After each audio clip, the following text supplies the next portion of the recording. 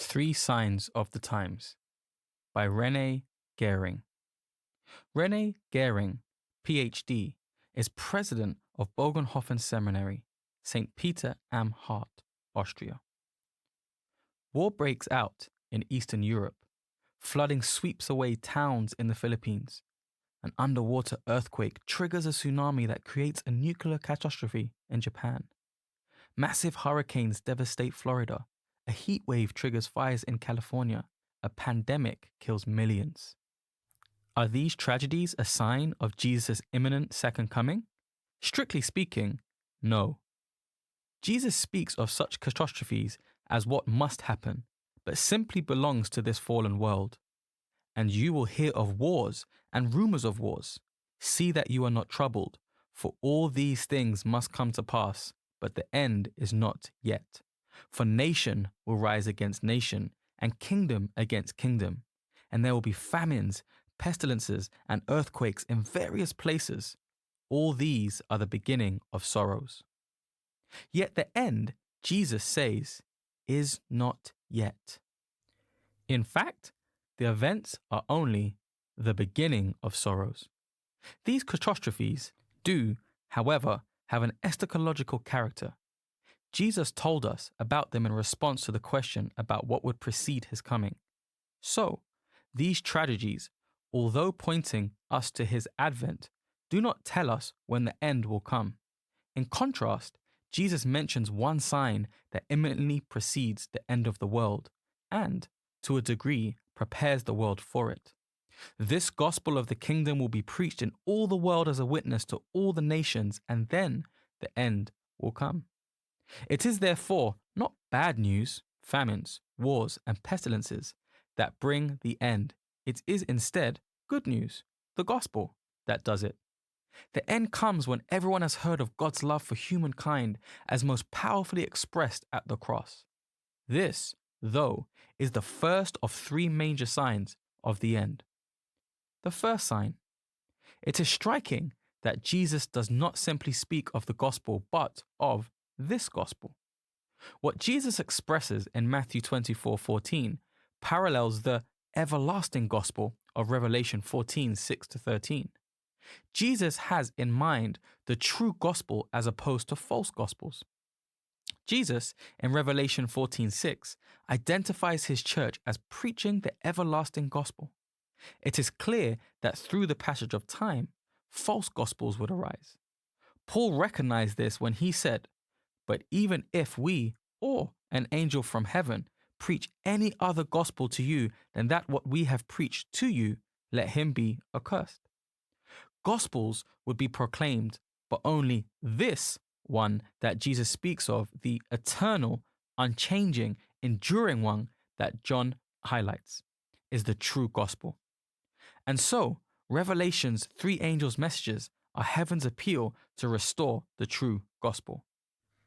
Heralds of these messages shall build the old waste places, raise up the foundations of many generations, and shall be called the repairer of the breach, the restorer, if you turn away your foot from the Sabbath. The message of the Creator God and his creation memorial day, the Sabbath, and the message of the investigative judgment, which calls for the acceptance of the offered grace.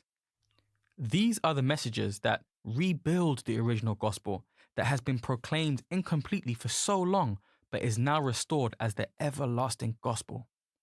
Only when the commandments of God and the faith of Jesus have been proclaimed to every person is the sign fulfilled that announces the imminent return of Christ. When exactly this is fulfilled, however, is not easily recognizable. An earthquake, a tsunami, or a war are seen, visible, and easily recognized, but the personal, silent inquiry into biblical truth, the secret listening to a sermon on the three angels' messages, the hidden reading of a book like The Great Controversy, or the unnoticed study of the Bible during the lunch break, who can measure these things? One thing is certain. Technology could allow us to spread the everlasting gospel to the whole world within the shortest possible time, ways being increasingly used all over the world. The second sign. The second major sign is directly tied to the first. In Matthew 24:3-31, disasters and persecution are not Christ's core message. Instead, his warnings against apostasy is. His first statement refers to this danger even before he speaks of any other sign. See that no one deceives you. This warning appears 3 times in his speech, at the beginning, in the middle, and at the end. No other topic is emphasized so often or takes up as much space. Consequently, when we speak about one of the major end time signs, it must include apostasy. When the Son of Man comes, will he find faith on earth? There is a concrete reason for this apostasy. Because lawlessness will be increased, the love of many will grow cold. All the problems that Jesus outlines, from hatred to persecution to killing, have their origin here. In his entire discourse, he does not give a single reason for these ills except for this one. Everything else is symptomatic of the underlying disease, which is the increasing lawlessness depicted in this one verse. Jesus is not talking about general lawlessness in relation to society and state laws. Quite the contrary. Verse 10 indicates that Christians will betray one another and hand each other over to the authorities precisely because they hold the state laws in higher esteem than they do the law of God, which their despised brothers and sisters still keep. Verses 9 through 14 are about Christians alone, not about unbelieving society. Accordingly, it must also be the law of God, not that of the state, that is broken. It will be possible among many Christian groups to see some that will preach a strange gospel.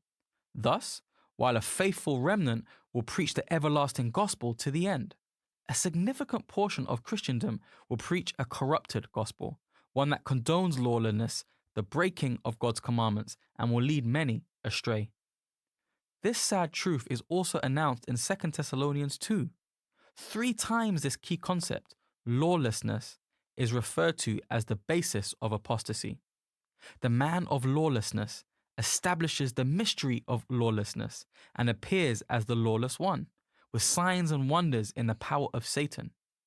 Note that mystery is almost invariably the code for gospel in the New Testament.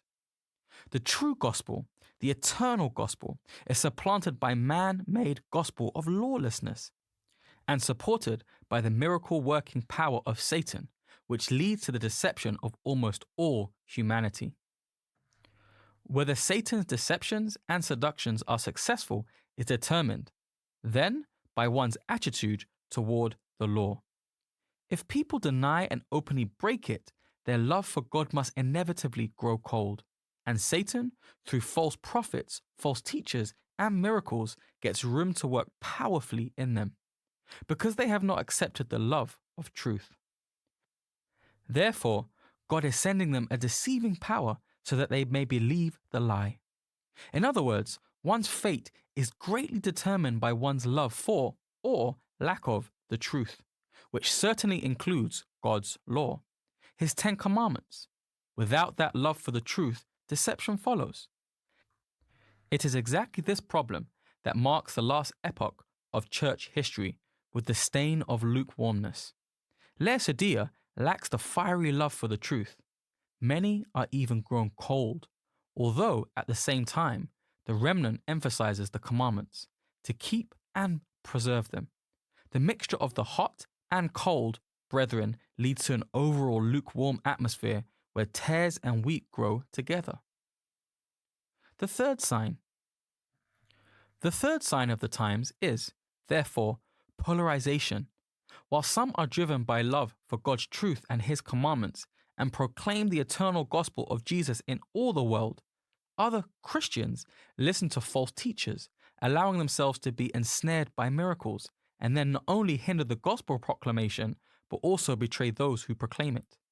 It is, then, not the anxious observation of world events, or the spreading of fear in emerging crises, or the meticulous examination of conspiracy theorists that prepare the church for Jesus' return. Rather, it is the accurate knowledge of the scriptures, which includes the law of God, that keeps the love for God alive in our hearts and makes us sincere followers of Christ. Jesus prayed for unity making a clear sign for his people and a sign for the world. It is not political upheavals, mechanization of life, or economic, political globalization that bring about the end.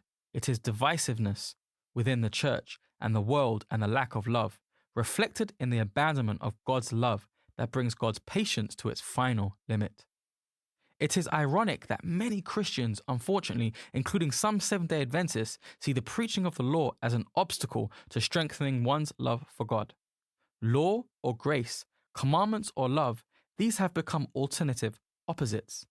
It is supposedly one or the other. The one who looks to the law will become cold and unloving, even fall away from grace.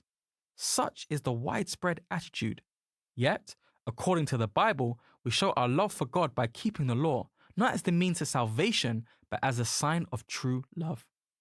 Far from contradicting each other, love for God and obedience to his commandments only reinforce one another. If we want to prepare ourselves and our church for the second coming, it is precisely this truth, the law and the gospel together, that must be proclaimed. As I have loved you. It is not crucial to know exactly when Jesus will return. If it were, he would have told us the exact time. Jesus calls his followers not to respond to the calamities of this world with fear and doom. On the earth, there will be distress of nations in perplexity because of the roaring of the seas and the waves, people fainting with fear and with foreboding of what is coming on the world. Now, when these things begin to take place, straighten up and raise your heads, because your redemption is drawing near. It is good to know what is going on in the world, but it is more important that the church stand with truth, resisting all temptations to lawlessness and Laodicea's lack of love. Selfless love for each other and sacrificial love for the world will usher in the second coming of Jesus. The love of the Redeemer will draw hearts together in unity. And when his parting words are fulfilled, love one another as I have loved you. When we love the world as he has loved it, then for us, his mission is accomplished. We are fitted for heaven. And three major signs, the everlasting gospel to all the world, apostasy and Laodicea, tell us, indeed, just how near that redemption really is.